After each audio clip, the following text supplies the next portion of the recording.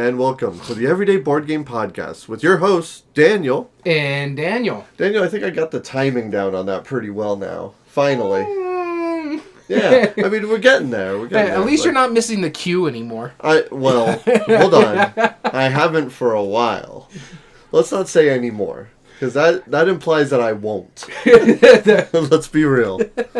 That is true. That is true. Well, welcome to the podcast, everybody. Today we are in the thick of it right now. We are mid-year. Mm-hmm. This is July 22nd that we are filming this episode. And again, if you don't watch us live, you should come join us live. It's pretty awesome. Just for everybody that is hearing this on the recording, after the recording, in fact, when it goes live, this will air.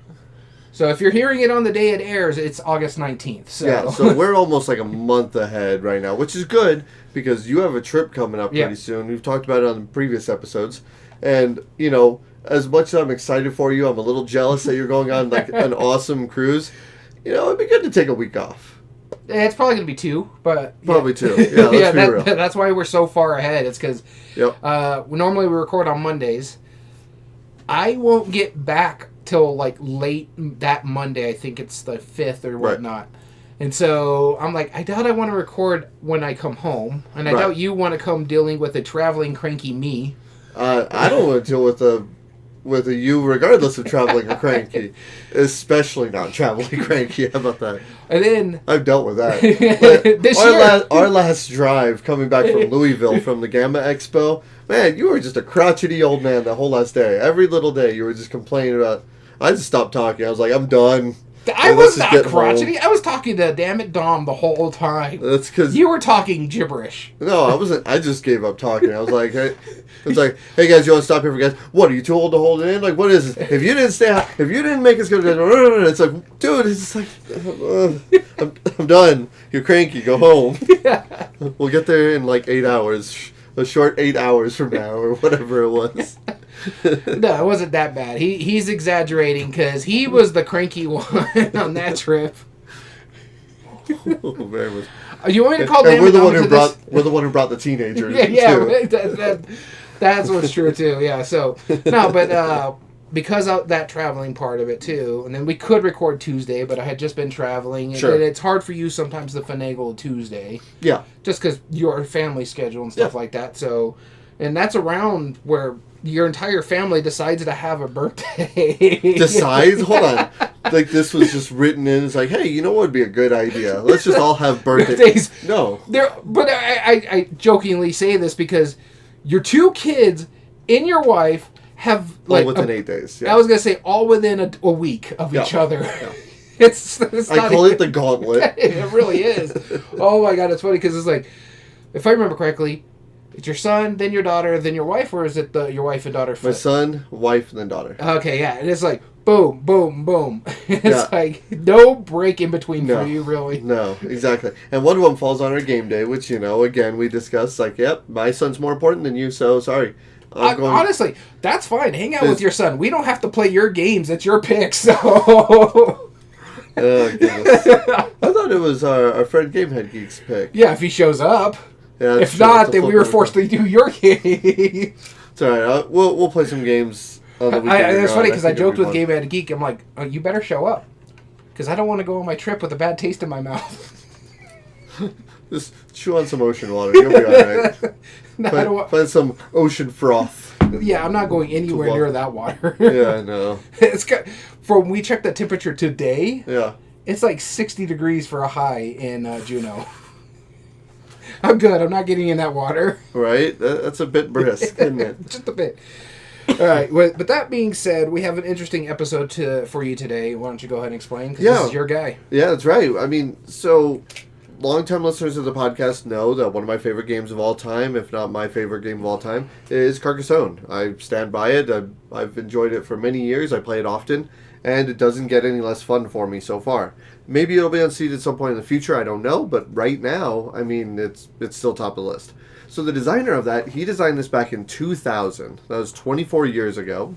And they've made lots of different versions of it, lots of different Carcassonne things, but true story, he designed other stuff. And actually, the reason I brought this up is because at first I was like, well, you know, he's he's known as Carcassonne and maybe like a couple games here and there. But recently, like, and you'll probably see this later in the episode. Yeah. The past like 5 years or so, he's dropped a lot. He's been doing a lot more, right? Yeah. And it reminds me of like say Richard Garfield, right? Like in the early '90s and then early 2000s, he made Magic the Gathering, and that was kind of his thing, right? Most and of the CCGs. And most of the CCGs.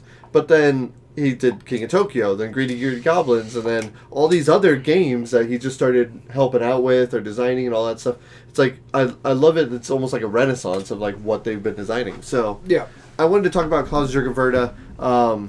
And again, we are going to be mispronouncing that name. I'm sure that's not how it is, but I know Klaus is probably about the only one I can do. I've heard Jürgen, I've heard Wrede, I've heard I think Wrede. it's Jürgen because of the... Probably. The accents, umlaut, yeah. I think, on there. Yeah. And then it's Wrede, because the German W has a V sound. Yeah. But the rest of it, yeah. Right? That's why I'm... So, again, we're going to mispronounce it. That doesn't mean we have any less respect for the person. That just means that we can't speak German. Yeah, ain't that the truth? Yeah, so we're going to be doing a board game breakdown, talking about all the games that we you should have designed. talked to your boss. Oh, yeah, I know the boss that is. How do you from pronounce Germany. this name? Yeah. They'd be able to help out more. And specifically, it says, well, we'll get into that later, but he's designed so many games that we want to talk about and break down and talk about some of the ones that we haven't heard about. Actually, you found out something pretty neat about him by what we're about to talk about. You didn't know he was a music and a theology teacher. No, I didn't. I had no idea, which actually makes a lot of sense with one of his designs, specifically that. I'll bring it up real quick, but because I know you didn't bring it up on the pages, but again... No. When we break them down, we tend to jump over like repeats or redos or whatever, rethemes.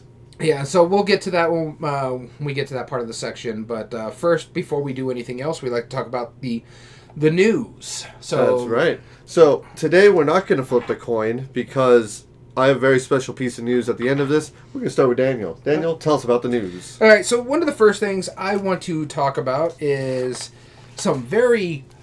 breaking news as of today, which again we said is the 19th? 22nd of July. I've lost track of my days. My days have been blurring. So, but the big news here that just broke was one of my favorite games in one of its newest styles. Unmatched announced their new property, and it's going to be in the Adventure series, which is their co-op series. So you have your characters going up against one of the big bads, and they'll have minions and villains and stuff like that. They've hinted that it was going to be an IP, and now it is an IP version of it, and I'm looking forward to it because it's one of my favorite IPs. And I know when I sent it to our group chat, I was specifically sending it to one specific person because he's just as big as I am in this group. Yep. And this is the Teenage Mutant Ninja Turtles. They are now the new Unmatched series, the Adventure series, which is the co-op, as I was saying. You're going to have the 4 turtles out of that box from what it looked like. From the box cover, we don't have too much information about it. The 2 bad guys, because in the original Tales of Maze, it was 2 bad guys. It looks like it's going to be Shredder as one of the main bad guys, as it should be. Makes sense, yeah. And then the other one is Krang, who comes from Dimension X, or I can't remember exactly the planet or the system he comes from. But he's the brain that's in that big giant body that you'll see in like the video games and the comics and cartoons and stuff. Krang like that. was a wild character. Yeah, he was one of my favorite characters, especially because I grew up on the 90s cartoon series, and he was like one of my favorite villains that they always had a fight with. And when they had him and Shredder working together, that was my jam. But there's talks that the allies for the Turtles are probably going to be April O'Neil, Splinter, Casey... we're not sure. And a slice of pizza. If they're going for the old school Ninja Turtles, then I don't know who the 4th one is. But if they're doing like the newer stuff, then Donatello's ally might be the Mecha Donatello that he made. He has a robot in the comics and stuff like that. This was announced on X, formerly known as Twitter. And so there's just a small video of it. I saw it on Facebook because I'm in the Unmatched Facebook group. And the big thing about it is, if you want to get this game, and I believe if it's anything like their last Kickstarter, because it is going to crowdfunding, I don't know if it's Kickstarter or GameFound, it's only for the U.S. as of right now, because Yellow has the international rights. So if you're in the U.S. and you want to get in on this, it is going to be in September, Teenage Mutant Ninja Turtles Unmatched Adventures. Cool. First piece of news I wanted to talk about today is a Kickstarter that just started probably a couple days ago, if not very recently. This is board game adjacent. It's about board game pieces. Foam Brain is one of my favorite board game accessory companies. They have amazing dice. They have pins, all sorts of stuff. Well, 2022 they released the Monster Tome, and what it was, it's blind packs. It includes a D20 that's metal. It includes an encounter card, and it has the corresponding what's called a miniature. It's half pin, half miniature. Has a little book thing that flips down and actually stands up like a mini. It's designed for your RPG needs, so you can have random encounters, pull that, and have an amazing piece for it. You don't have to have a full-fledged miniature, but this is a cool little thing that you can actually clip on and bring with you. I like those a lot. They just announced their Series 2 of the Monster Tome miniatures series. And again, they are blind bags. There's also the Red Dragon, which I saw was going to be part of it. And retailers, check it out. If you're interested in any of those, do the Kickstarter. It's a good deal. And I mean, all the pieces are just amazing. I've had the opportunity to use a lot of these miniatures. I don't do RPGs that much, but you can use them in all sorts of other games. They also have, if you play D&D or other RPGs that are fantasy based, they're perfect for that. But also, you have the character packs. You have wizards and rogues and all those things that are not blind. You can actually get them on a punch card and take them and use them as the D&D characters. That's super dope. Foam Brain's really cool. We've seen them a few times at the Gamma Expo. They're really neat guys too. Yeah, and not just that. Yeah, the owner of it, amazing dude. He's super funny, very kind, and everybody who works there has always given us a very pleasant experience. Yeah. So I mean, they have if you go see them at any convention, I know Gamma Expo is the only times I've really gotten to saw them. They have some of the best booths. So. They really do. Yeah, it started off with just one or two guys, right, or just one guy, and maybe a team of just a couple people, and now I think it's an office of 27 people. Yeah, it's really cool. That's cool. I'll have to check that one out myself. Go support them. All right, so for my next bit of news, I have a Brazilian designer known as Fel Barros. He left Simon, or come on, whatever they go by nowadays. I don't know. Everybody still calls them Simon, so... Wasn't that what they were supposed to be called? No, because I've heard them pronounce it as come on, too. I know. Whatever. It's weird. Whatever. Well, anyways, he broke away from Simon to start his own publishing company to Samba Studios. It is to highlight other Brazilian designers. His first game is going to be a trick-taking game that was already published in Brazil. He's bringing it to the U.S. It's going to be called Copster Trickster. There's other games that are planned. One of them is called Onda, which is a card shedder game. And the whole goal of that one is you're to make the longest wave. It's about building waves and stuff like that. It's interesting how that one water looks. Waves? Yeah. Oh, interesting. Okay. Yeah, it looks really interesting how that one works. And again, it's called Onda. And then he has a specific design that he's bringing that is the one I'm most intrigued about. It is called Dungeon Rummy. It is a co-op rummy with a twist based on D&D style. It's got some really nice artwork on it. And some of the cards that you're playing will have special powers. I like the fact that a lot of these games, another one I just we saw at the Gamma Expo, it's coming out this summer, called The Gang. Takes Texas Hold'em, make that co-op. Right. The Crew took trick-taking, make that a co-op. Right. So I just played that new one, Caper Cards or something, that was like Blackjack but co-op. Yeah. With abilities, yeah. Yeah, so. I saw that one too. And so the new one is coming out is called Dungeon Rummy. And it's based, I think it's in the Misfits IP or something like that. There's a weird grouping of games that he wants to put together for this one. I forget what it's called. I think it's called the Misfits. But correct me if I'm wrong. But I grew up playing Rummy. That was one of my dad's favorite card games. And so it's the one I'm very familiar with. To do it in a co-op, and so you're trying to make runs or sets, and they'll have special powers, and you're working through as a dungeon group. I'm looking forward to this, and it has artwork like the Nickelodeon Fairly Odd Parents type artwork. Oh, that's why it's kind of interesting to me. So I'm looking forward to this one. But again, Fel Barros starts Samba Studios. 3 games that were announced for sure: Onda, Copper Trickster, and Dungeon Rummy. So check it out. Cool. All right, next piece of news I had. I'm going to talk about Gen Con a little bit. It's coming up really soon, August 4th through the 1st through the 4th. As hearing this, it's already happened. Yep, it's already happened if you're listening to the repeat of this on the podcast side. But if you're watching us live, it's coming up soon. I just wanted to talk about it a little bit.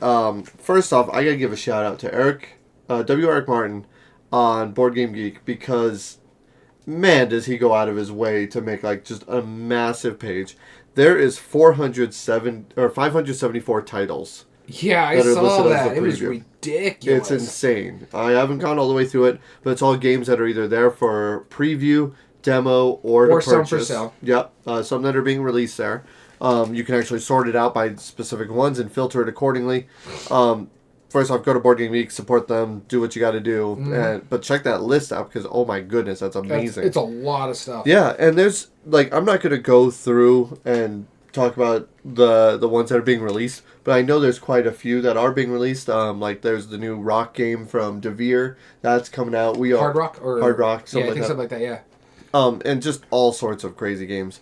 I think Zoomies is coming out officially there from Fireside Games. Fireside Games, yep. It's just all sorts of games. I won't even touch base. I just want to say, go check that out. Check out their page and look at all 574 titles. Although some of them are remakes and reprints and stuff like that. Which is fine. That's really cool. I saw Hamster Roll there. Yeah, 25th Century just brought that to the U.S. again. Yep. So exactly.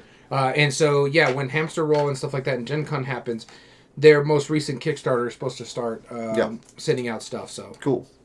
All right, that's it for you? That's it. All right, so my next bit of news is there's two bits of news for the same group. I'm going to start with the bad news and then go to the good news here. So the first one I'm going to start with is, we've talked about them before. They're a big integral part to our podcast, because this is where we use this group for our polling system. This is the Board Game Revolution Facebook group.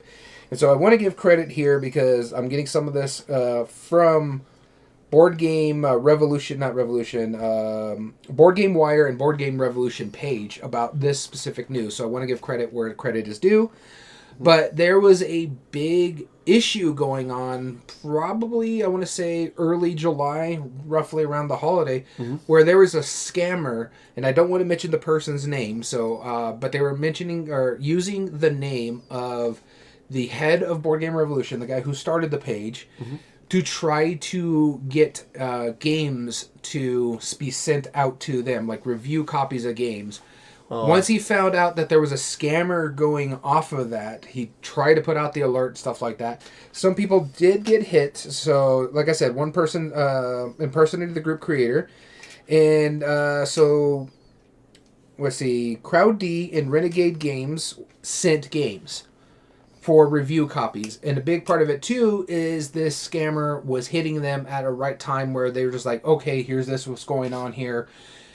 But it's busy times. Crowd D has a Kickstarter that was coming up or is currently running. I'm not really sure. Renegade, they're getting ready for Gen Con. It's convention season, so they were kind of backed in a corner there.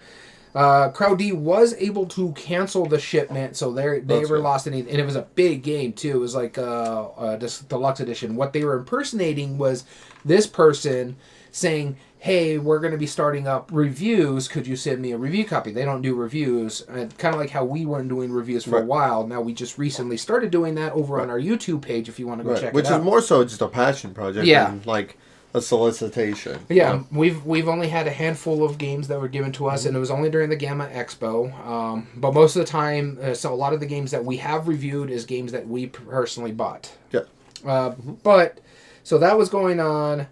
DeVere was also approached, but they actually contacted this person, and then that's when he was able to put up the flag, because he was like, wait, hold on. They had DeVere and this person had a friendly relationship going out there. So yeah, the social media manager shut it down as quick as he could. Games were sent out. I know for sure one of the games was picked up by the publisher, back up by the publisher. They put a stop on that shipment.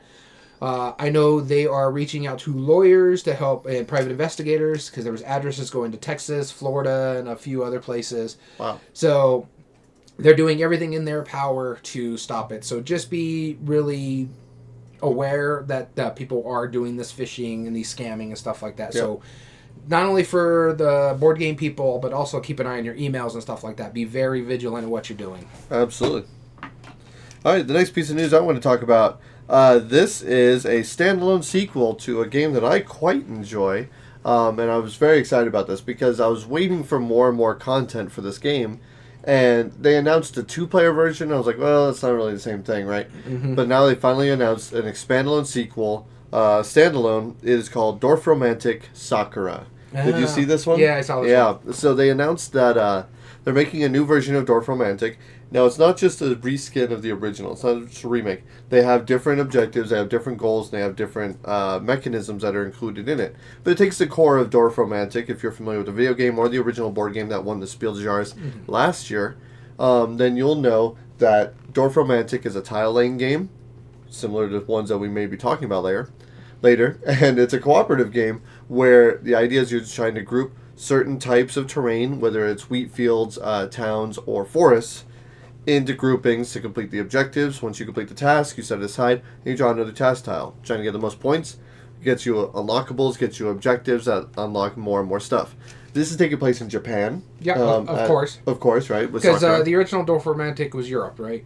Something like that, yeah. Yeah. Yeah, generic European country. Yeah, generic countryside, right? Lots of farmlands, lots of homesteads, right? And then this version is going to be Japan. I know there is rice paddies. I think there's cherry blossoms for a part of the area. And I forget what the third terrain type is. But, I mean, personally, I love anything Japanese themed. I think it's awesome. And I really like Dorfromantik. Even if it isn't, like, totally different, it'll be good to have that little flavor into it and have just as much fun. Cool. Dorfromantik Sakura. Alright, so bear with me. I got to pull up my last piece of news. I do have it here, but I just want a reference point on it. Okay. So my last bit of news, it is award season. And since I talked about Board Game Revolution, I want to give their love for their awards. This is totally crowdsourced. They do a Google Drive, I want to say, or something like that, or a document. Where you can go in there and vote for your game, so it is exclusively fan-driven. So they did have their award ceremony, or not award ceremony, but they announced their award winners here recently. So the award winners, Easygoing Game, which I believe is, they changed the name. So they were also like the family weight, medium weight, heavyweight. They changed the names on these. So your medium weight, which is your Easygoing Game, the winner was Forest Shuffle. The runner-up was Star Wars deck building, and the bronze was World Wonders. So they even tell us who did all this and that. I'm not going to go through all of them. I'm just going to go through like the main big ones. The ones that we care about. Yeah. Here at Everyday Board Games. Yeah. So I'm going to tell all the awards, but I'm not going to go like the runners-up and stuff like that. So the medium game of the year was Earth. It beat out White Castle and Distilled for medium.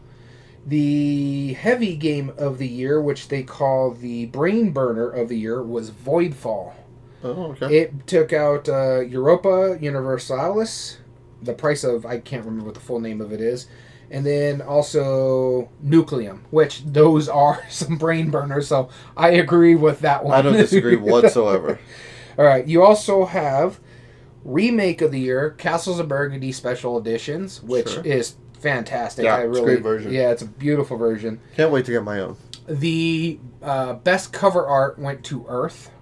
Okay. This one I'm having an issue with, and so I'm going to mention the runners-up on this one. But the best solo game of the year was voted on as Voidfall. That's not a solo-only game, That is not a solo-only game. It beat out... I disagree. And here's where your problem is going to be. It beat out Sleeping Gods Distant Sky, which can be played solo, but... in Deliverance. I'm not familiar with Deliverance, so I don't know if that's a solo-only game. Yeah. But those are the games that beat out. You didn't have any really big solo games that came out this year on there. I can't think of one off the top of my head, but the Siberian was one.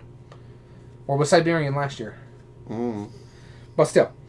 The next one... Fire Delve. Done. There you go. The next one here is the most thematic game, Skyfall. Skyfall? Sky Team, sorry. Sky Team, okay. Sorry, I was looking at Voidfall, that's why. Yeah, Skyfall. Void Team, let me tell you about that. Sky Team won the award for thematic, and I get that one, yeah. Yeah, it's a very thematic game. Here's another one that I was really intrigued by. their hidden gem category. So a game that didn't get a lot of love and stuff like that. Which is fun. Nova Roma was the winner on this one. Okay. I really do enjoy Nova Roma. And I still want to try it. Looks good. The other two that they had on here that was a hidden gem was Dutch Resistance, which is based on the Dutch Resistance during World War II. Our friend Dammit Dom was talking about this one. It was recently on Kickstarter again.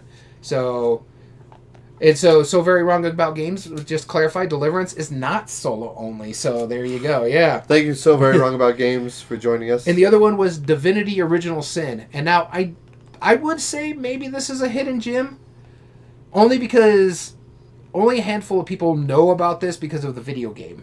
Sure. It did come to Kickstarter. It was a massive Kickstarter, so it's like, is it really truly a hidden gem like Nova Roma? I didn't hear about it. So there you go. So, sure. Also, the best expansion was Ark Nova Marine. And here's the big one. Game of the Year. As voted on by the people of Board Game Revolution Group, Hegemony was their Game of the Year. Interesting. Okay. I still want to try it. I don't know if I want to buy it, though. That's the issue.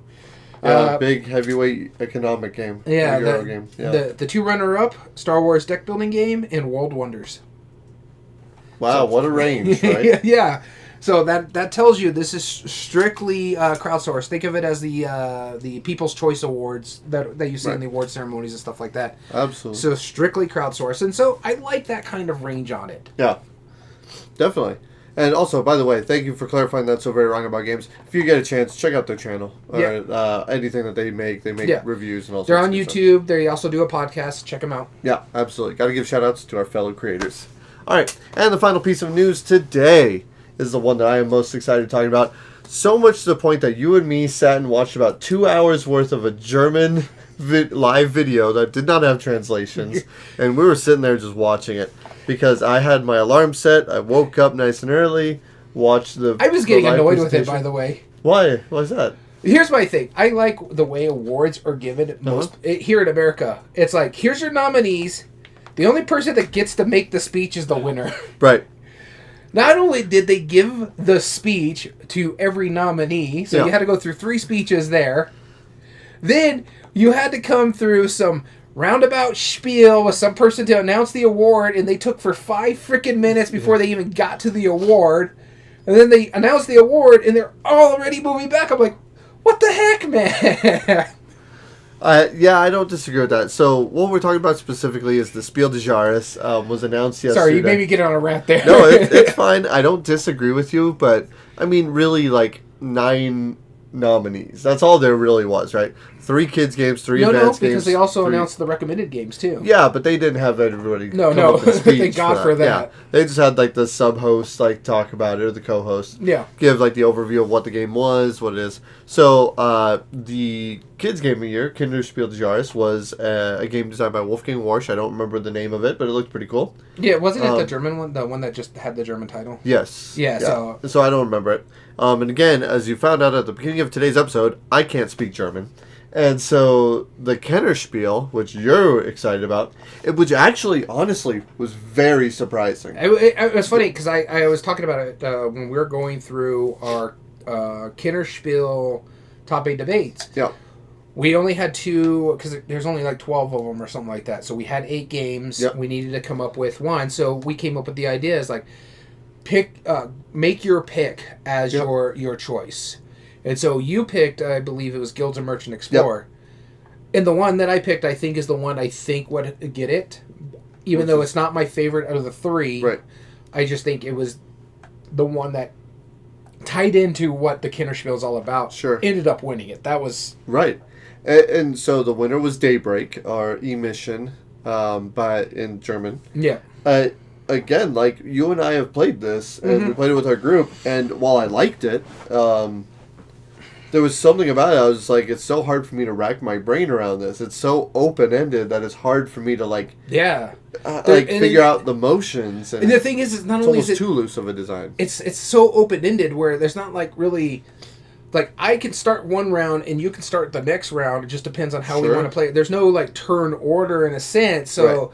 You got to be like, okay, well, if I can do this and this and this, and we have to discuss it before we even start playing the round out. And so it's like, I need to use this card to do this, but I need to put this card up there. Yeah, It's heady, right? Yeah. And where Ticket to Ride Legacy, that's very concise, but it is a legacy game again. Yeah. And then the other one, Guild of Merchants Explorers, is just a good solid game. But when you went from last year, the Challengers, to Daybreak is a huge jump. Hence why I thought Planet Unknown should have been the Kinner last year, I because don't disagree.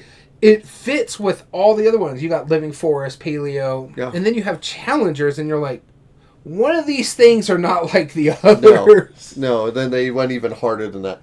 This might be one of the most difficult to learn Kenner spiels to this point. In co-ops at that, too. Yeah.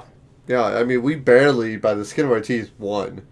Barely. And I think that was only because we would have done better had we understood it. A little bit better, yeah, a little bit better. But overall, I mean, it's a good game. Congratulations. But the one I'm most excited for, the one that I always thought had no chance of winning, the Spiel des Jahres. Honestly, another shock to us. It was a very big shock. So there was 3 nominees. There was Sky Team, there was In the Footsteps of Darwin, and Captain Flip. My choice, or both of our guesses, predictions was Captain Flip. Mm-hmm. It's concise, it's simple, it's very fluid, like it's just a really simple game. How they go with the most recent spiel. They've generally been going lighter as far as the mechanisms go, and while as much as I like In the Footsteps of Darwin, I think it is a simple game, there's just something that's just kind of bland about it. Like, I mean, like, I like it, but there's just something that's like, this is the most non-offensive game in the world, It really right? is. Like everything you could do is kind of like, oh, okay, this is really nice that you're doing that. It's because they're French. They apologize. They apologize about the fact that they're French. Yeah, and that's the wild part. But again, I was like, okay, the family game of the year, it's not going to be a 2-player co-op that's actually like campaign very based. heady too. It can be, right? I mean, it's not that difficult. It's not difficult, but it's just the trying to read your partner based on your dice, because it's limited communication kind of thing. Exactly. But Sky Team won, which I couldn't be more happy about. I was actually beaming for the rest of that afternoon. I was like, oh my gosh, I'm excited. I even told my son, I was like, hey, son, guess what? He was like, what's that? I'm like, it won the German Game of the Year. He was like, yeah, let's play it to celebrate. And right? just for everybody in our audience to know how much he loves like the Spiel des Jahres games and stuff like that, yes, go check out our Instagram and our most recent reel. Go check it out. That's all I'm saying. That's all you need to know. And if you're not watching this live, it's one of the first 2 that we put up. Yep. It's one of the first 2. Exactly. I've done only 2. Yeah. And that's one of them. Yeah, go check it out. You'll see what I mean. I like the Spiel des Jahres winners a lot. And speaking of Spiel des Jahres winners, Carcassonne.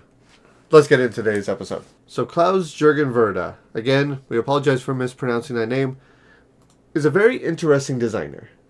Like, I know you've only played, I want to say, 2 of his games. Maybe, if that. 2, for sure. Maybe more, but I think 2 only. From what I pulled up, there's not a lot. Yeah, not a lot. And I've played probably about a half dozen of them. Now, granted, he doesn't have the biggest range of variety, but I am very curious to see more or less what he does. And some other stuff that, like, there was one that I saw fairly recently. It was about, like, raccoons, like, climbing around buildings. We'll talk about it in a bit. I've actually been looking at that game. I've seen it a couple times in shops. So. I saw it as well, and I was very excited to do it, but it was right before Christmas, and I think it sold before I could. So I might just get it online. We'll see. But let's get today's episode started. You ready? I'm ready. All right. Let's start with the big boy. First game off the list. I'm gonna go ahead and let you take this instead of flipping the coin of doom, because this is your baby right here. Yeah, that's right. Carcassonne, the inventor of the meeple. Shh! Don't say it out loud. Anyway, yeah, Carcassonne. It's a tile laying game about building the French city of Carcassonne. All you're doing on this is on your turn, you draw a tile, place it down. It has to match if it's oh, that's cute. That meeple has a heart in it. If it's a town, it has to connect with town. Road has to connect to road, and grasslands have to collect with grasslands. Simple as that. And then on that tile, if there's not a meeple in that feature, you can place a meeple down if you want. You're limited to only 7 meeples throughout the game, and the only way you can get them back is by completing a town, as you can see on the screen here, or audio listeners. Of course, if you complete a town, if you could draw a line around the entire outer edge, then you get that meeple back, and it scores for everybody who's in it, or whoever has majorities. I love this game. There's been countless expansions that we've seen, at least like 10 full expansions. And what I mean by that is like ones that used its own box. Then we had at least 6 mini expansions, and you had a couple other mini expansions, and you had a lot of promo tile sets and countless versions of it. It says right here, re-implemented by the Ark of the Covenant, plus 16 more. Yeah. And that is not a lie. Ark of the Covenant is like the religious version of it. Right? New World Carcassonne is like the Settlers of the New World, like expanding westward. It's another version. There's a whole bunch of different versions. There we go. I'll just pull this up while you're mentioning it. We have Carcassonne Hunter and Gatherers, and mainly we just pulled up like one of the main ones. There's others. There's another one that I pulled up as well, just because it's kind of interesting. Yeah. But yeah, you got South Seas. You have Hunters and Gatherers. Gold Rush. Gold Rush. There's just like he's got a plethora of just these Carcassonne type games, and this one does something a little different than most Carcassonnes because you're Hunters and Gatherers in this one, if I remember correctly. Yep. I never played this one exactly, but I knew of it. So players can represent hunters when they placed in meadows, gatherers in forests, and fishermen on river segments. You'll have huts in place on river or lakes to get fish from the entire river system. So still point system, still competitive. So yeah. There you go. And yes, E-Mission won the Kenner. Yep. And now, hey, Illuminous, and I do highly recommend, if you've never played Carcassonne, like, the app is a beautiful implementation. I definitely recommend that. But you should definitely go out of your way and just at least try it once. It's been so well known for all these years, 24 years later. And it did win the Spiel des Jahres in 2001. And also, if you don't want to pick up a copy to try it, it's on Board Game Arena. It is. You can go check it out on there. And so this way you can get an understanding if you want to get it. There's also really good digital implementations. When we were under lockdown a few years back, we played it on Steam. Yeah, exactly. So there's a lot of versions. It's even on it's on the Nintendo Switch. At least it was. I don't know if it still is. I think it still is. It's on Android and iPhone. Those implementations are really solid. I play it fairly often. It's a great game. Can't recommend it enough. You should at least try it at least once, every once in a while. All right, this one's you. This is yours. I just did Hunters and Gatherers. Oh, sure. Yours. Okay. Downfall of Pompeii. Sure. I thought that was just a reference, but yeah. All right. Downfall of Pompeii. Trouble strikes at the foot of Vesuvius. Creeping lava, who will survive unscathed? So this game is a movement game. You have pull up this little picture. So one of the funniest parts about this, I am a little bit familiar of it, is you're basically just trying to get your characters away from the volcano as it's slowly flooding with lava flow tiles. Yeah, of course there's tiles in it, but the funniest part is that there is a little cone that is Mount Vesuvius on the corner of the town, and that is not just there for show. That's where you put your meeples as they are consumed by the lava flow. It's a little demented, sure, but you're trying to get them to certain parts and get them to where they can be safely, hopefully while saving your townsfolk better than your opponents. It is very demented, but holy cow, does it look fun. Yeah, this looks interesting. I always find this funny because people are like always talking about Pompeii. And yeah, it's famous because the people were glassed over, so it's really preserved really well in a sense. But what about Herculaneum? They also went through the same thing. Vesuvius took out two cities, not just one. All we hear about is Pompeii. Yep. Yeah, I don't know. It's a history in me. So is this one that you would play? Oh yeah, it looks interesting. It sounds interesting too. It doesn't look like all that great of a game, but it looks fun. Yep. Right? And it's from Amigo. I would gladly try this out. All right, so the next thing that we have pulled up here is the first expansion from Carcassonne. And we wanted to mention the expansions as well because Carcassonne, as you mentioned earlier, has a lot of expansions. Roughly 10 or so. So 10 full box versions. This is the first of those. 6 mini box versions. 2 mini promo tile versions. They have the Wheel of Fortune, which is an expandalone base game, as well as the Mist of Carcassonne, which we'll talk about later as another expandalone base game that is integrated. It's an expandalone. But yeah, this is the first of those expansions. Yeah, so it's Indian Cathedrals. There's also like the Dragon and the Princess. There's Catapults, right? Catapults. There is I think there's Traders and Builders. There's the Bridges, Castles, and Bazaars. that do a whole bunch of different things. Yeah, the Hills and Sheep and the Carnival. And then there was also the River, the smaller ones, which can expand stuff. What I find interesting about this one is that going back to board gaming back in the day, this Carcassonne came out in the 2000. I think it came over to the U.S. I believe in 2001, something like that. This is one of the few games you ever seen outside like Settlers of Catan being as supported as it is with the expansions and the different variations of the game and stuff like that. That was really kind of unheard of in the board game world. Very much so. I think the only other one I can think of off the top of my head was Dominion. Yeah. Settlers, this one, and Dominion were really all about pushing those expansions and expanding the game. Yeah. And so it's kind of like this was like the origination of like online gaming where it's instead of getting a new game every few years, you got DLC.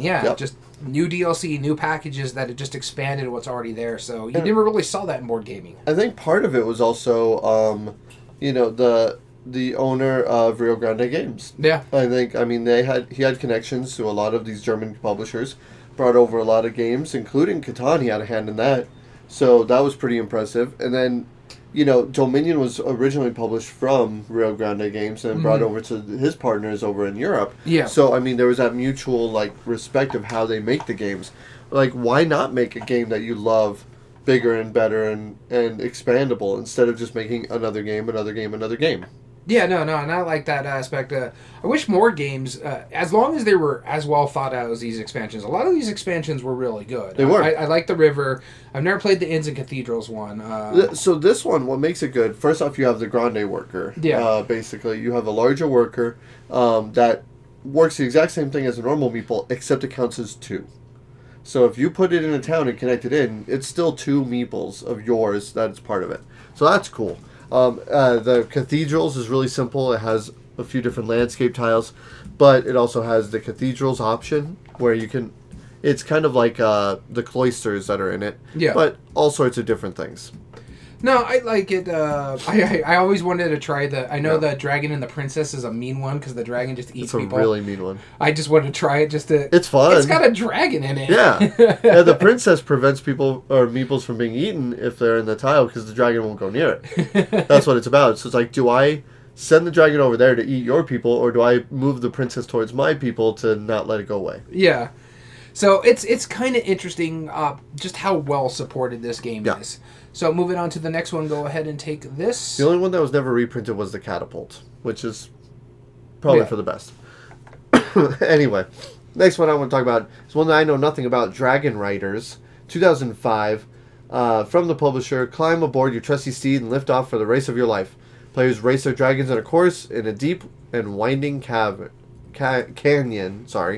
and you have some magic to use at your aid or hinder your opponent, but the real test is your skill at maneuvering your dragon through the course to reach the finish line ahead of the others. So it's a racing game. Dragon-themed racing game. It looks like it has a dragon miniature in it, and it has some dice rolling. Kind of a couple. What are the mechanisms? Let's see here. Hold on, I'm going to look at these pictures real quick. Oh, yeah, okay. Oh, interesting. Honestly, for a game as old as this some decent art. Yep, not bad. I mean, Rio Grande Games, so... Yeah. All right, so mechanisms. Yeah, let's look at the mechanisms. We have racing and fantasy, modular board. Okay, so we saw dice and some cards. We don't know how it works. Yeah, this is a lot of his. Ooh, that white dragon looks cool. It really and does. The yellow one actually. Yeah, I like that yellow one. That's my dragon. Yeah, that's mine. Blue one looks all right.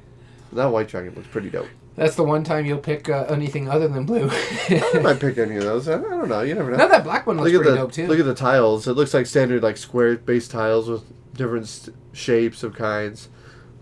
Okay, not too bad. The dice look pretty interesting. Yeah, they have a big old dragon head on it. That's odd.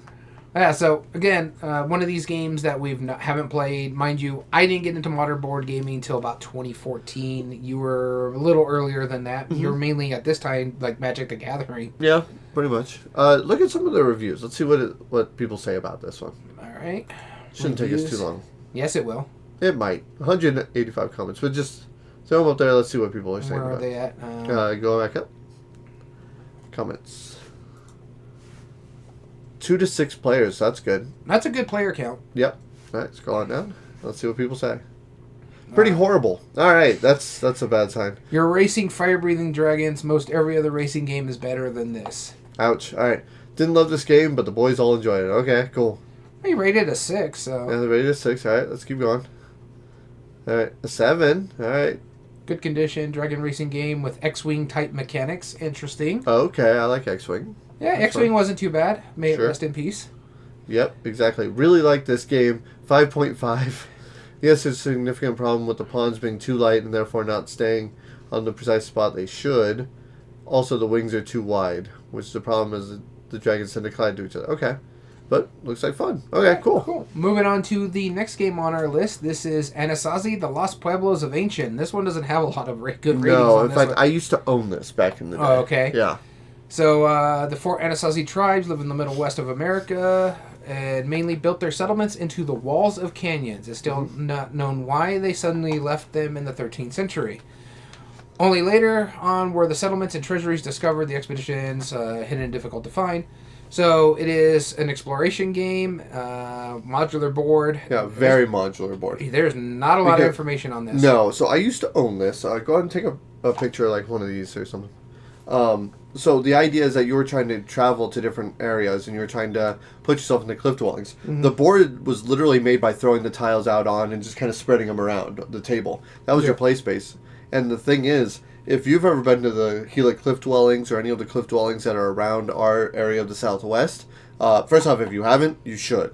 Secondly, if you have, then you know about the ladders that you had to do to climb in between dwelling to dwelling. Like the Gila cliff dwellings has like about 150 feet worth of ladders, which is wild to go on. You know, it's really interesting. So you're effectively building your paths by using those ladders and stacking them on top of each other to build them into the canyon areas to settle your people and spread them out. Okay. It wasn't bad. It was interesting, but I do point out I used to own this game. And I say that on purpose because nobody would play with me and I thought it was just okay at best. Yeah, it looks fine. It's not something that intrigues me, and I'm a history buff, so... Alright, moving on to Venedig. Is this mine? Yep. Venedig. Okay. This I know absolutely nothing about. Nuremberg, 2007 release for 2 to 5 players, age 10 and up.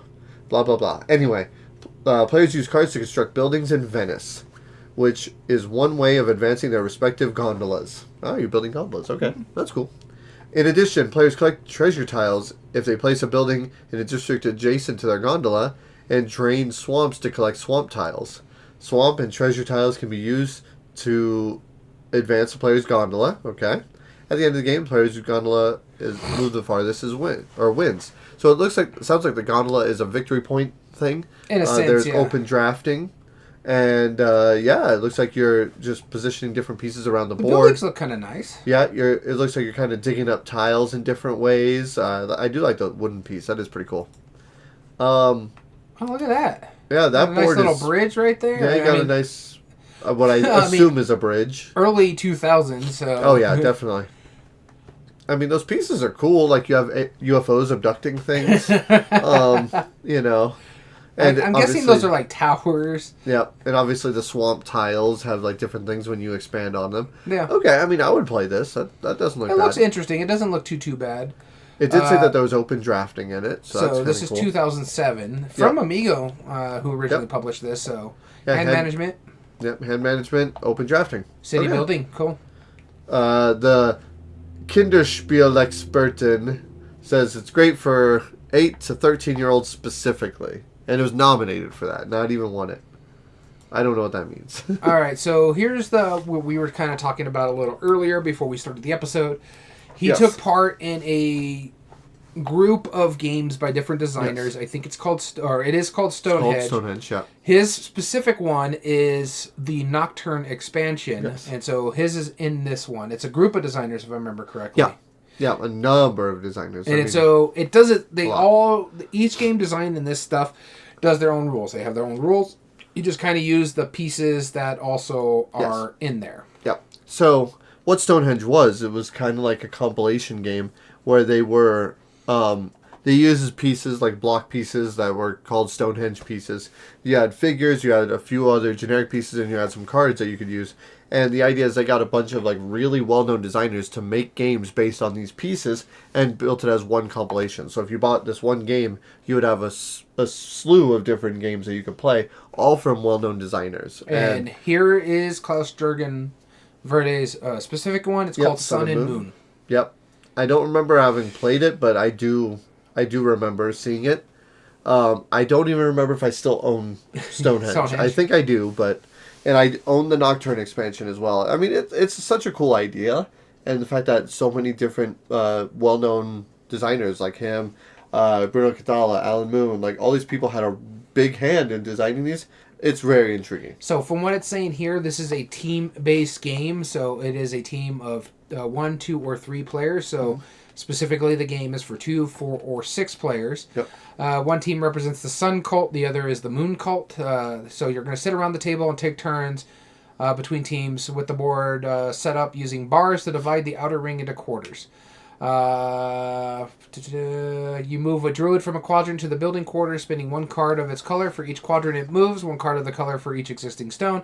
So in essence, you're just trying to build the building for your cult over the other team's building of the cult. So looks interesting, sounds kind of interesting. The actual look of it doesn't look too bad right now. No. So I mean, the pieces are intriguing, right? Yeah. You know, but it looks neat. I don't know. Yeah, exactly. Yeah. So here is another one for you. I actually own this one as well. Okay. The New World, a Carcassonne game. This is the Settlers of the New World of the expansion of the United States.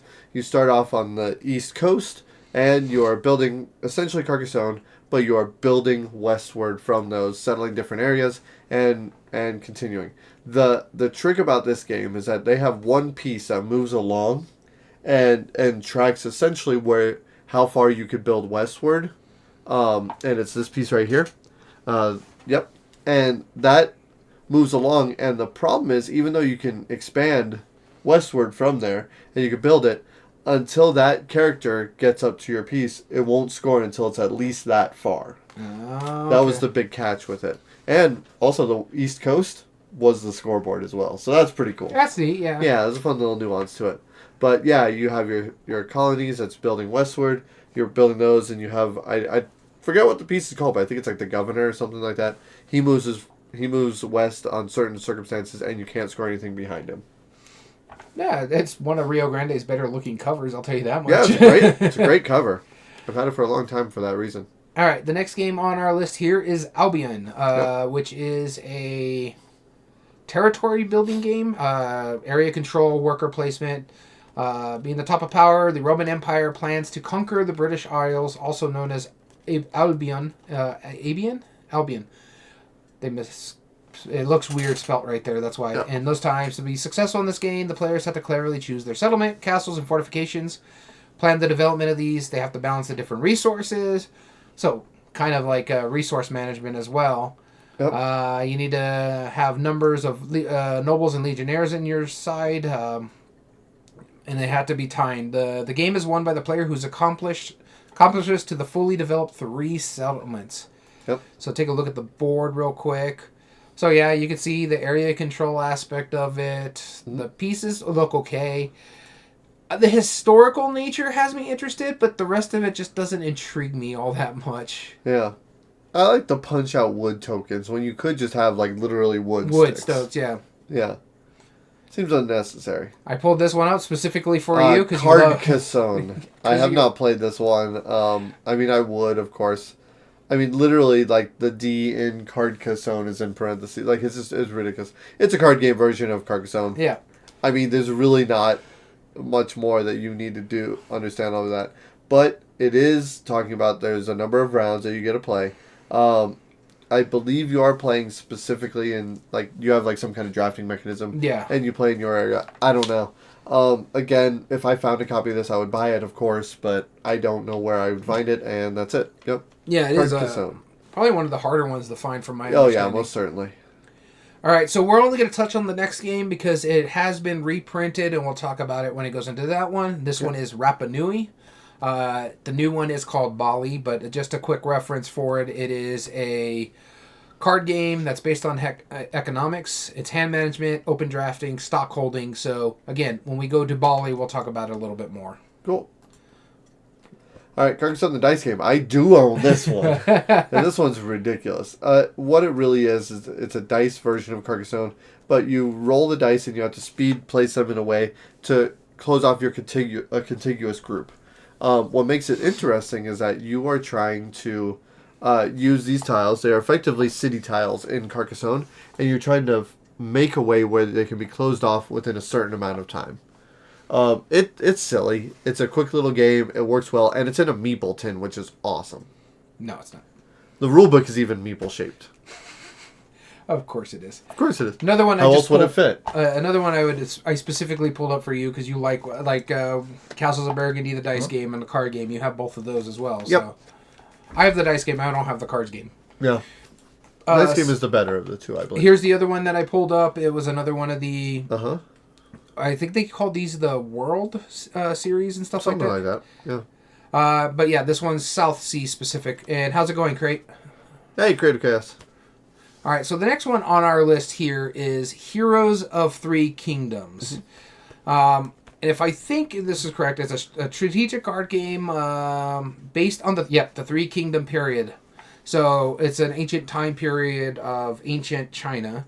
Okay. So it's actually really interesting, and so that time period in history-wise, I don't know how this game works. On a turn, a player lays down 1 to 5 hero cards or 1 to 5 contract cards. Played hero cards share either a color or an icon. Lays down hero cards. They can steal cards of the same color or the same icon from each of their neighbors. That makes sense because the Three Kingdoms are battling each other out. If their cards share both colors and icons, they must steal cards of the same color or icon. Then you add them to your holdings, sorted by color. Ah, okay. And then with the contract cards, you can either scout, meaning you can steal the topmost card from an opponent's hero stack and add it to your holdings, or you can secure a color by placing that contract card on one of the color of a hero stack in front of them. When they do this, the player with the most cards of the colors removes 1 card of the color and places it under their castle card at a point. So, I don't know how I feel about this. Let's look at the art real quick. It's kind of like War, but with more steps. I mean, yeah, I guess. I'm not a fan of the art. Yeah. Not a fan at all. Yeah, no. Not the biggest fan. Yeah, so let's move on. And I'm doing pretty good, Crate. Now, the Architects of the Colosseum. We jumped all the way to 2016. And this is another one I own. And this is the other one that I know you've played. Yes, okay, I do remember this one. Yes. Yeah. So, the Architects of the Colosseum, the idea is that you are building sets of the Colosseum. The board itself, it's made by Schmidt-Spiel. And it is also printed in the U.S. from... Tasty Minstrel is what it used to be. But you're building this Colosseum out of 3D tiles. The tiles have certain colored banners that you need to get those resources for to build. But the way you get the resources is what makes it really cool. You have this rondel, and when you move the piece, all the players have a single piece that they move. I think it's like up to 3 spaces. The space it lands on, if it lands on a resource tile, you take that resource tile, and then and you place it in your hold. And the one that falls down, because it fills in the gap, is the one that triggers. So if I have a water tile and then a wheat tile, I don't remember if those are the resources, but I'm going to give an example. Yeah, so a river and a stone tile. I take the river tile, the stone hits, everyone produces stone for each of their tiles. Yeah. I think that's just such a cool way to do that. And I remember you and me playing this and going, oh, okay, this is really neat, you know? Yeah. And we had a blast doing it. I did like this game a lot. It's kind of interesting. The choices are very intriguing and stuff like that. Yep. So here's all the resources you have. You have this tile, the villages. I forget what they do specifically. They allow you to have more tiles of any specific type.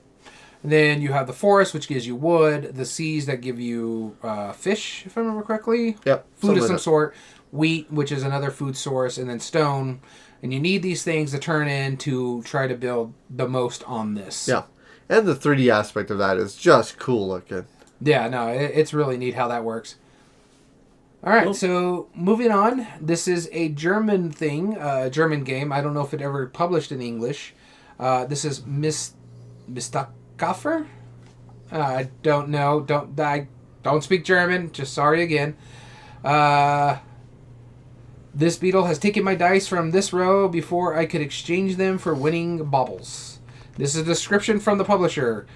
That's a refrain you'll often hear in the casual dice game because if you don't score in time, the dice can be pilfered by other dung beetles. So you're playing dung beetles. Okay. Yeah.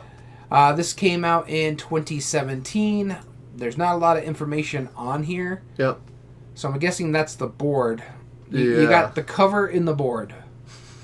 Yep. That's about right. I would try it. What do people even say about it? 28 comments, so very unknown.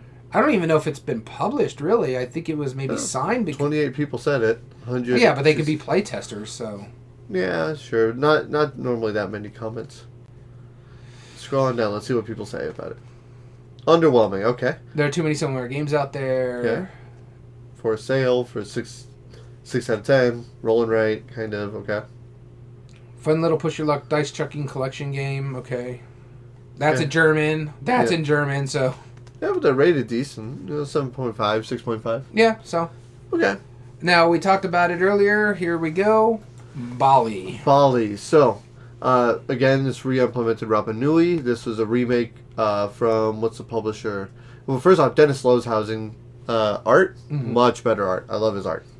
White Goblin Games. Because originally it was Cosmo, I believe. Yes. Yeah. So, let's go on down. Let's see what it talks about.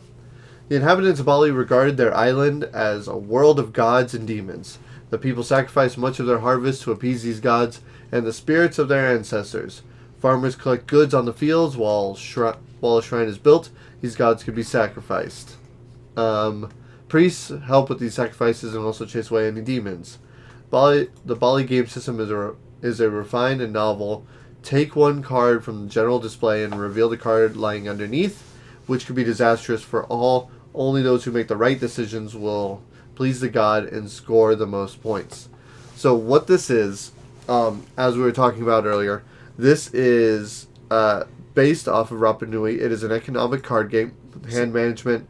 It looks like you're just trying to buy and sell the resources at the right time and use them effectively. This version also comes with a 3D little pillar, like, table thing. I'm not really sure what that is. But, yeah. Interesting art, too. Yeah, I've seen this around. I would be willing to try this. Because I do tend to like economic games, like, to this level. Yeah. So the next one on here is 1 to 9. This came out in 2018. This is play cards at the right time to grab stars in 1 to 9. Try not to let other players grab stars first by completing rows ahead of you. The first player to collect 3 stars wins. So that's simple. Yeah, it's don't really have too much information on it. Nope. Eric Martin put something about what it is, so yeah. So I'm guessing it's kind of like what is that game where you're rolling the quicks? Kind of like a quick style game where you're trying to finish off the rows before other people. Yeah. Okay.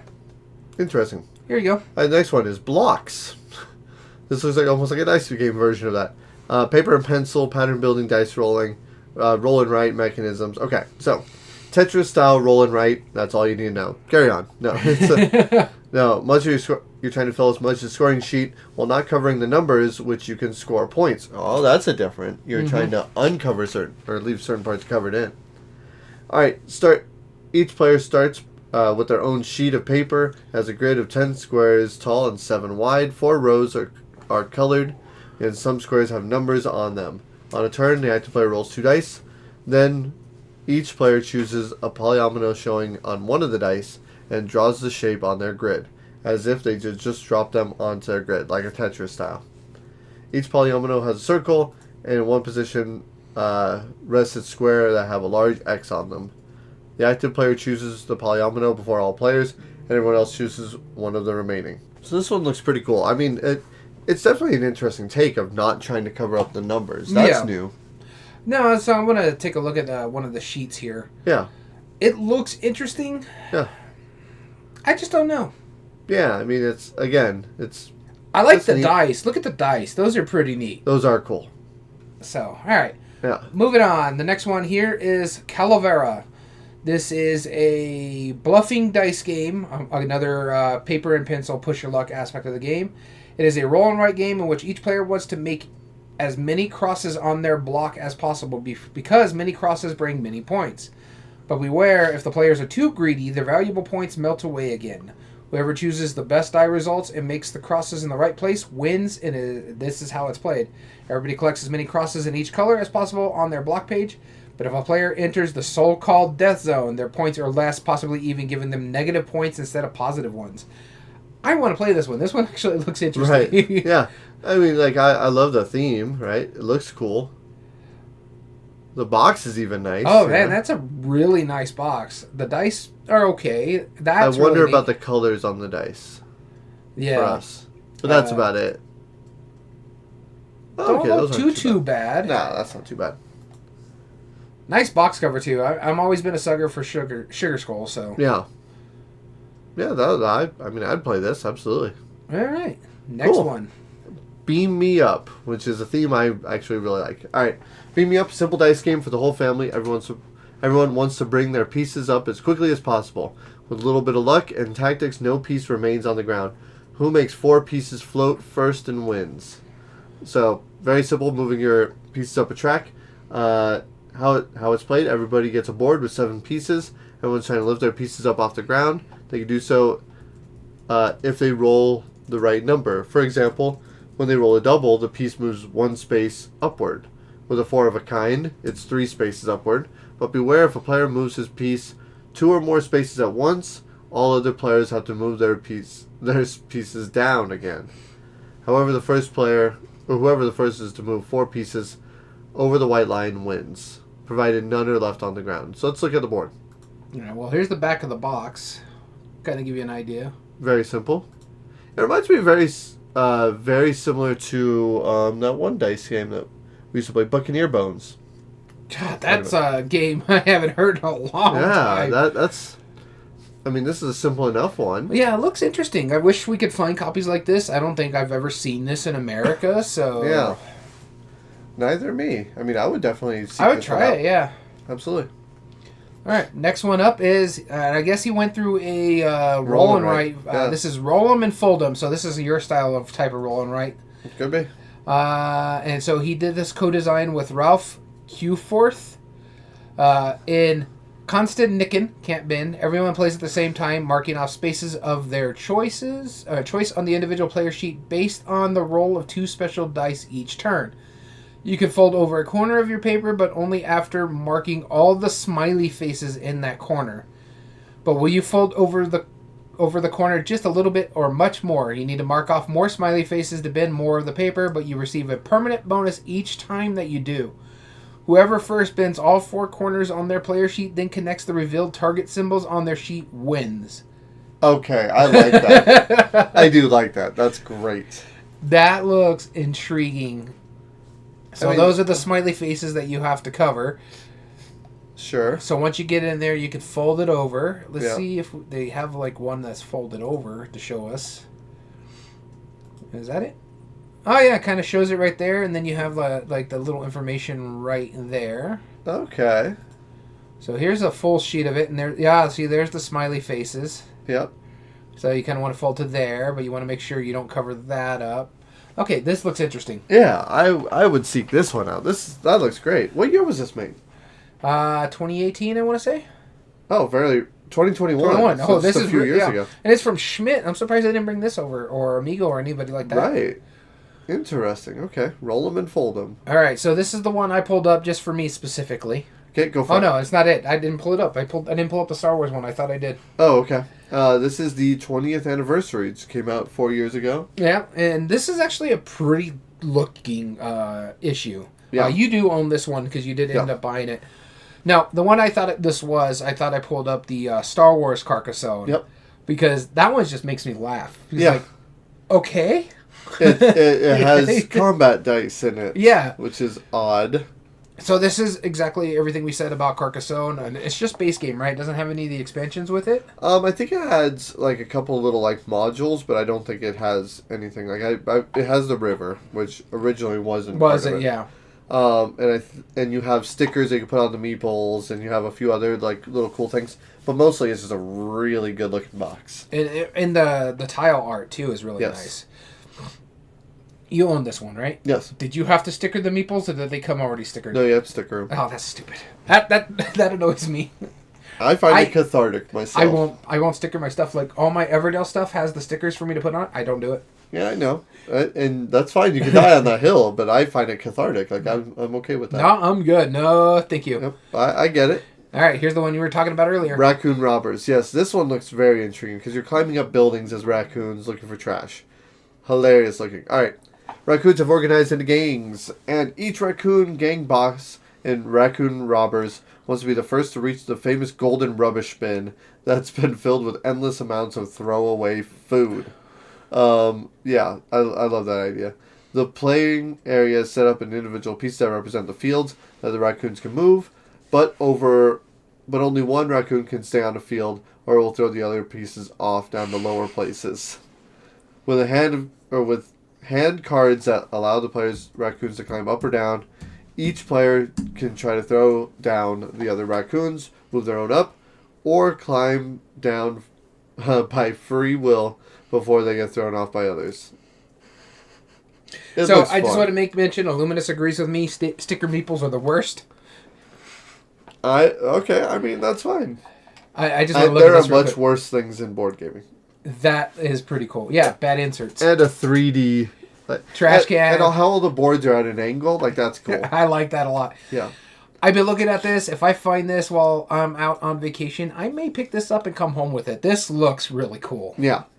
I mean, okay. I just want to play it just because it looks silly. But here's my thing. What is it with raccoons and Push Your Luck? Because Trash Pandas is the same as a Push Your Luck raccoon game. Yeah, it is. All right, so the next game on the list is I don't know if you own it yet, I do. but is one that when it got announced, you were very intrigued. Yes, very intrigued. And this is Fire and Stone. Scout new lands, harvest nuts and mushrooms, and finally build villages. Players lead their tribe through Stone Age. They scout new lands. You harvest nuts and mushrooms, and finally build villages. The aim of the game is to have the most successful tribe by exploring new lands, building huts. So basically, most victory points wins. Each base the scouts can enter contains upside-down discover tokens. When a scout moves on one of those tokens for the first time, the token is revealed and triggers an effect. From now on, these tokens can be used as a player action with a different effect. By the end of the game, the player who made the most victory points with villages and accomplishes task wins. So worker placement, in a sense. I wouldn't even call it worker placement. That's what it says there. So yes, but here's the way it works. Though is you're literally just moving your so it's a worker movement. It's a worker movement game, and then when you go onto a space with a tile, you flip over the tile and basically just do what it says. A lot of people say that it's just incredibly random. I get that, but at the same time, the way it works is just really neat. It looks interesting. I do want to try this one. You just never brought it over, so yeah, it's one of those games I want to try before I even think about buying. So sure. I can honestly say I'm not sure that you would actually like it all that much. Oh, okay. Like I mean, I think you'd be like, yeah, it's fine. I don't think it's the most amazing thing. But I do enjoy it. Just be careful with your wording there, Luminous. Automod took care of that. Yep.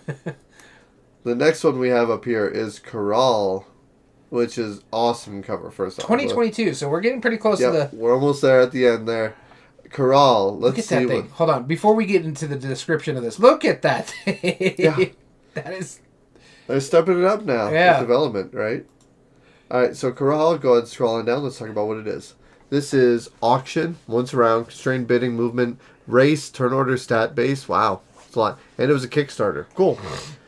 Players take on the roles of master builders, creating pyramids in a rhythmic cycle of years while influencing the duration of each cycle. The unique progress rhythm allows players to put pressure on each other. Will you master the well-interlocked mechanisms in order to win? Very cool. No, it looks really nice. Pull up the board. Let's look at it. Yeah, I was going to pull this up right here. I mean, that's a cool looking board. It's busy. Yeah, but you're building up the pyramid pieces. Okay. All right. Those are some nice pyramid pieces, too. Neat dice. I like that. The and llamas. camels. Yep. Where's those camels? I don't know. not exactly sure where this is supposed to... Kaval, I think, is like the Incan Empire, but I could be wrong. Karal, sorry. Yeah, it could be. Not exactly sure. Looks neat, though. Really does, yeah. So, cool. Karal. All right, here's another German game. Eckspitz. What'd you call me? You heard me. You want to fill the spaces on your player sheet, both sides of it, to score more points than anyone else. Oh, so this one you want to do, it's a double-sided sheet. You want to score both sides of the score sheet. Interesting. Yeah, so it's a same side sheet. It's just like you want to score here, in here. Each player takes a sheet from the score pad, same level. The active player rolls 4 to 6 dice, 2 more than the player count. Then all players in turn choose one of the dice and place it in the matching numbers in either row or column of their sheet. Remaining 2 dice or re-rolls them. The active player then either keeps the remaining dice or re-rolls them. Use the common dice to target a particular space on their score sheet. Interesting. So it's basically a roll and write with pattern building. Yeah. Yeah, pretty cool. Yeah, no, it looks pretty good. All right, this one's you.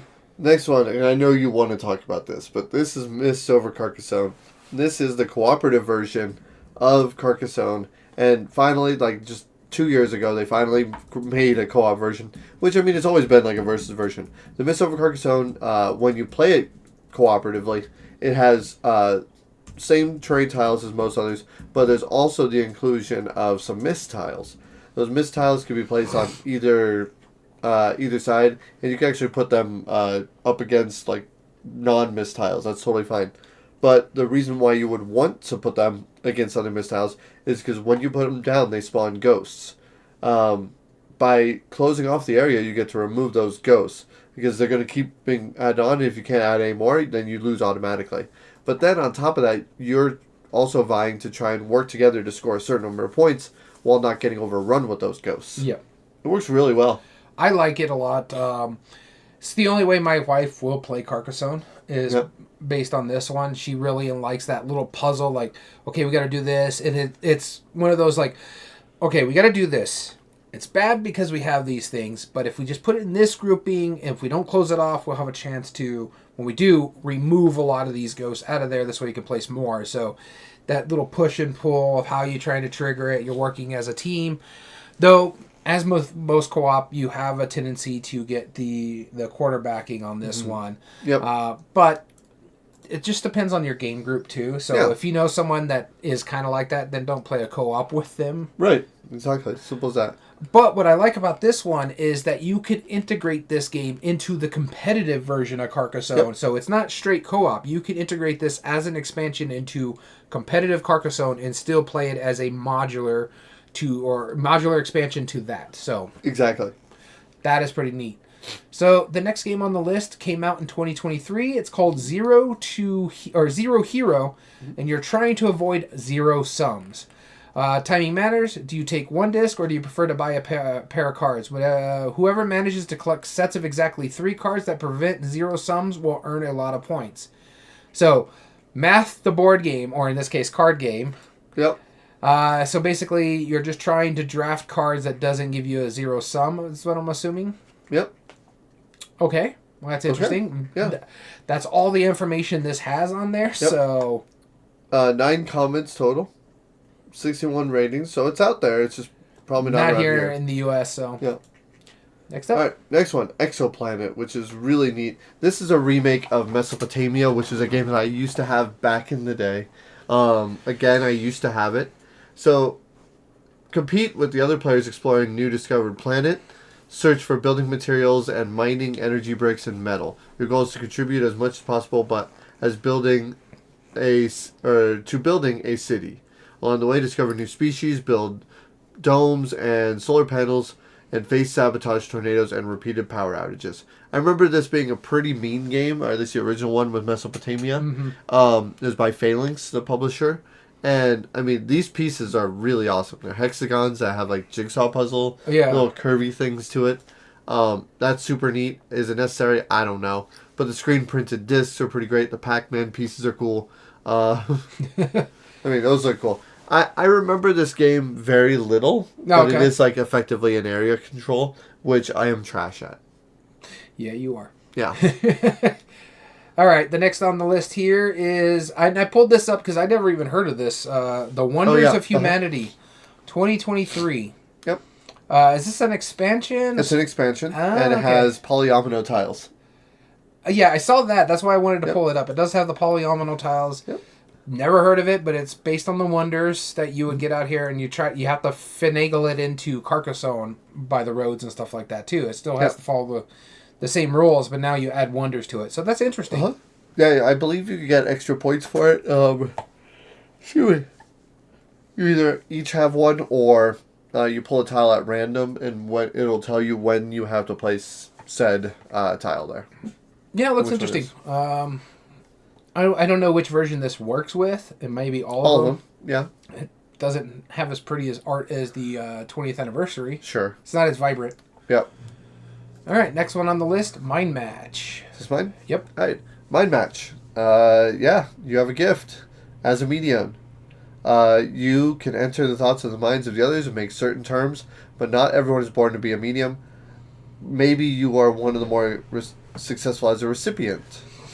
Whoever manages to build mental connections and read minds will win the game. But maybe it's enough to form obvious associations without any telepathic abilities.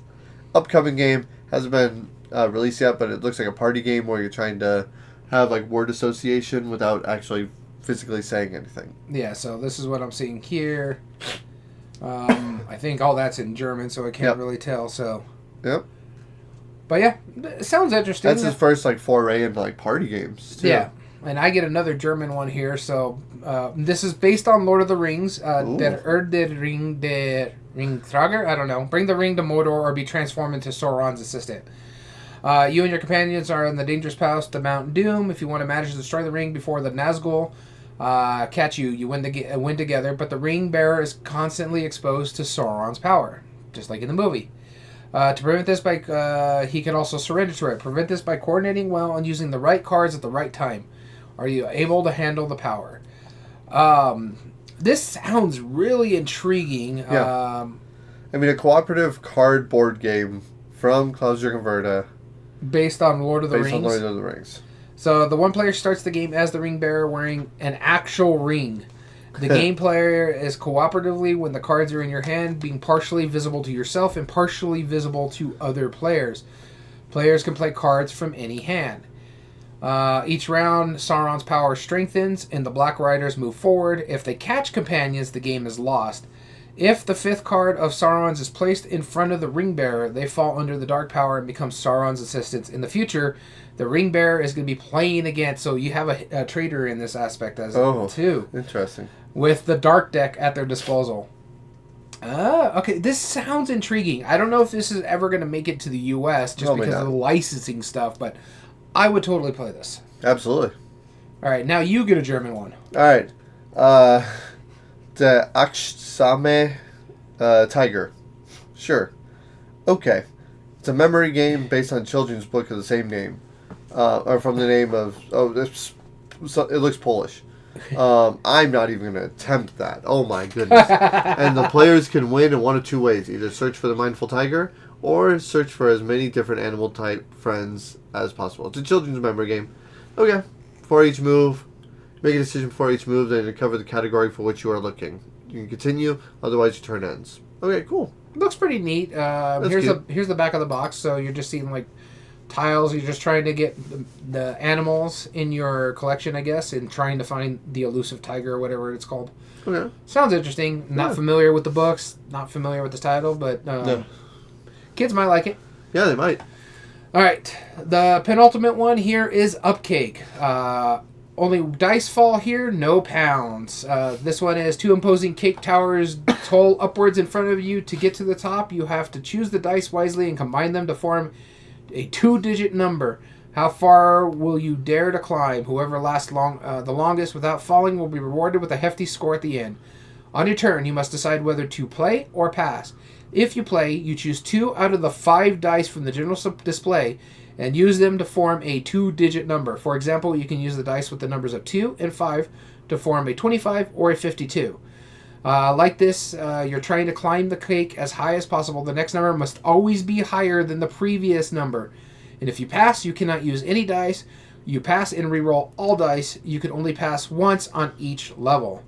The round ends as soon as someone has reached the last level of his cake or if someone has blundered, not able to write a valid number after passing. And it basically consists of 2 rounds. Yeah, this kind of reminds me of a simpler version of Trek 12 where you're just trying to get the right combination on your tower. I want to try this one. I hope this comes to America. This looks interesting. Yeah, I mean, I'm sure we could play it regardless. Doesn't look too overwhelming. No, it's just like, this is what you got to do. And if you make it to these 2 levels, now this one looks pretty good. I dig this one. Yeah, absolutely. Cool. And then finally, Cook Islands, which that art, oof. that's cool looking art. Join Captain Cook's expedition. All right, let's see. Action points, map edition, tile placement, nautical exploration, adventure. Oh my goodness, this is an upcoming release. All right. And it's a Polish release at that. And it's a Polish release, yep. So, wonderful adventure in the Pacific Ocean during which players take part in James Cook's expedition, discover new islands in which they build their villages. Each turn, players place sea tiles on the board. Placing tiles, huh? All right, that's you. Go figure. Huh. Expanding the space in which they can sail and indicating how many spaces a given adventurer ship... But you're placing them on the board, not on the table. Oh, that's true. That's true. How many spaces a given adventurer's ship will be able to move. The task is both to discover new islands and to build villages on them. The highest scoring locations, in addition to villages, the board will also include, among others, sunken treasures, rock obstacles. All elements diversify gameplay and make it very replayable. Let's look at the cover. Hold on. Doing a little cleanup over here. We're getting ads. Yep. The usual. That's one of the bad things about streaming on Twitch. Let me tell you. Ooh, okay. It looks like a little recess board for the tiles, too. It does. It really does, actually. Yeah, it is. Okay. Oh, right. That looks pretty neat. Right. I see what you're doing here. Okay. Cool. With that being said, that was it for Klaus-Jürgen Wrede. Yep. So, tell us in the comments or in the chat which one looked most interesting to you, which ones you were surprised about, or which one is your favorite game that he has designed. Favorite one that he has designed so far would probably be Mist over Carcassonne. Or Colosseum's pretty close, too. Yep. I really do dig that one. The favorite game I want to try... Yeah, what was the one that was most intriguing? I want to try that Sugar Skull one. Cavella, I think is what it's called. That one looked really intriguing. Calavetta. Yeah, Calavetta, yeah. Yeah. No, that one did look interesting. I mean, his dice... I want to try that folding one. Yeah. I had no idea about that. That's awesome. I figured that would be up I love it when there's some... cool, unique little twists and stuff. That's really intriguing. I couldn't agree more on that. I think that's awesome. All right. With that being said, we hope you have enjoyed today's episode. If you ever want to contact us directly, you can email us at everydayboardgames2020@gmail.com. Whether that is to enter future contests, let us know what you thought about today's episode. Just say hi or give us ideas for future episodes. Also, we have an Instagram, instagram.com/everydayboardgames. Go follow us. I just posted a couple of reels. Go check those out. Also, kind of interesting about that, too, that I mentioned it with the reels and stuff like that. As I was thinking, I could probably do some reels while, we're out there and just post them when we get back. But if you want to check out all our videos, including the video from this recording, as well as our reviews, you can find us on YouTube under youtube.com/@everydayboardgames. And if you like what we do, there are 3 things you can do to help us grow on that platform. Subscribe if you're not. Like the video, and comment down below and tell us your thoughts on the subject. And if you want to join us on a live episode, like our friends So Very Wrong About Games, Creative Chaos, and Illuminous, we love it when people chat in our chat and to hang out and tell us your thoughts on it. Join us at twitch.tv/everydayboardgames. And as well as all audio versions can be found on most podcast platforms. This includes, under Everyday Board Games, this includes Spotify, Amazon Music, Podbean, and Apple. So we want to thank you so much for tuning in. As always, I've been your host, Daniel. And I've been your host, Daniel. And we want to thank you for listening to Everyday Board Games. And remember, every day is a good day for board gaming.